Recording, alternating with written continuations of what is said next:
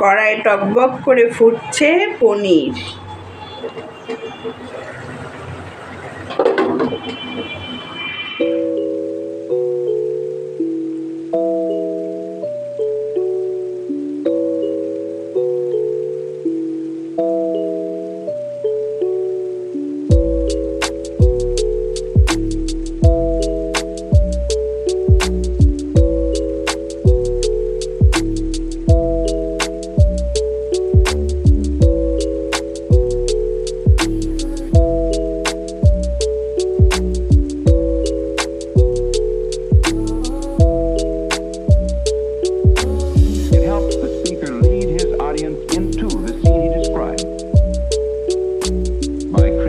Imaginary picture.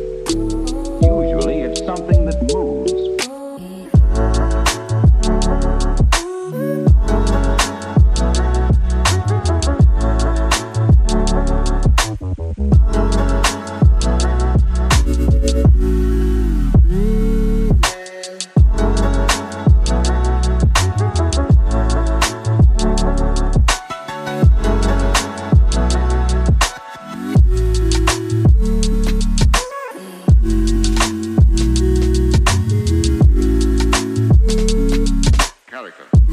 শুভ সন্ধ্যা বন্ধুরা।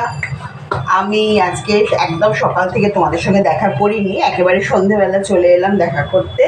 এখন মাখছি আটা, রাত্রিবেলা হবে রুটি, আর একটা ছোট্ট করে তরকারি করেছি অল্প। রুটিও ভীষণ কম হবে, মানে 5টা কি 6টা। ছেলে 2টো খাবে, আমি একটা খাবো, আর হাজব্যান্ড 3টে খাবে। 6টা রুটি হবে। যদি একটাতে বেশি হয় তো হবে, রেখে দেবো, অসুবিধে নেই কিছু। বলো তোমরা সারাদিন কি করলে, কেমন আছো? সবাই ঠিক আছো তো? আশা করি সবাই খুব ভালো আছো। সবাই খুব ভালো থেকো, সবসময় ভালো থেকো, এটাই বলবো।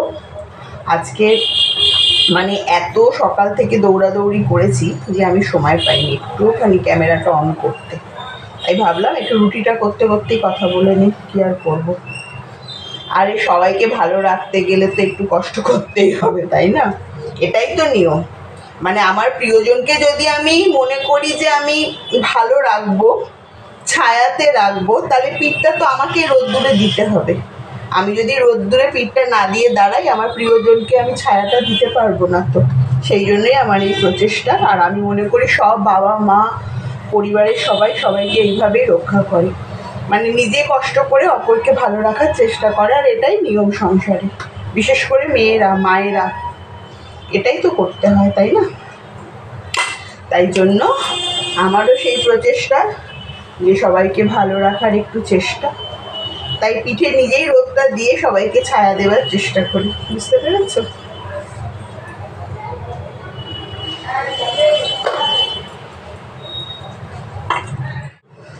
দেখো ভাবলাম 5টা করবো, হয়ে গেল 6টা।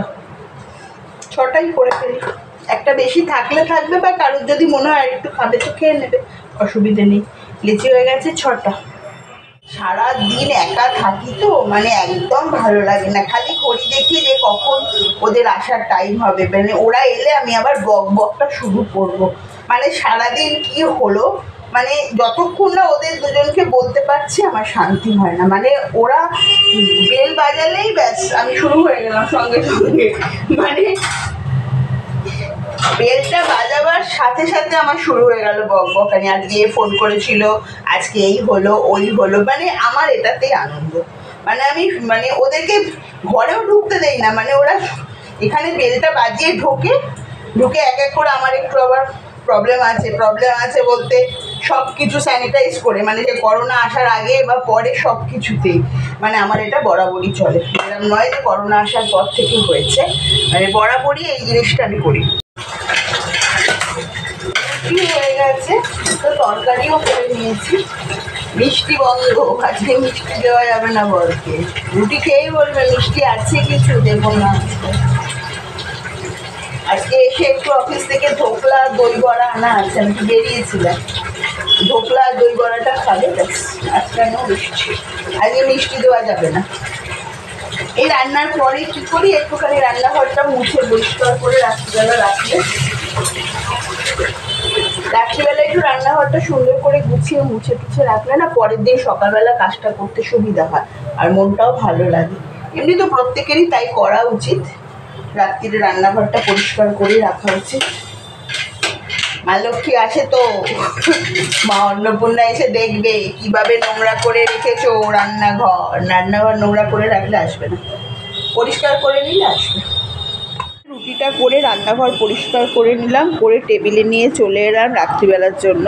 এই তরকারি রয়েছে, রুটি রয়েছে, এখানে ঝুড়ি ভাজা রয়েছে, এই যে দই বড়া দিয়ে খাবে, আর তার সাথে একটা ধোকলাও রয়েছে। আমি আর ছেলে চেম্বার থেকে ফিরলো, আমি আর ছেলে খেলাম, আর ওর বাবারটা রয়েছে, এটা খাবে। এসে একটু চুটুর পুটুর চায়, মানে অফিস থেকে এসে একটু তাকে চুটুর পুটুর দিতেই হবে।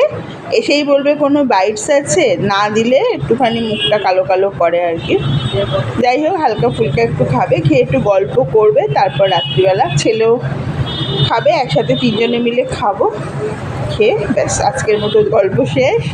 আবার কালকে একটা নতুন ঝকঝকে দিন শুরু হোক, সবাই শুরু হোক, এটাই আমার কাম্য। আর সবাই খুব ভালো থেকো, আর সবাই মানে নিজেদের যত্ন নিও, হালকা খাবার খেও, আর সব সময় আনন্দে থেকো, কোনো চিন্তা করো না, ঈশ্বর আছে, সবাইকে রক্ষা করবে। চলো আজকের মতো টাটা, সবাই ভালো থেকো, আবার দেখা হবে কোনো একটা সুন্দর নতুন দিনে নতুন ব্লগে।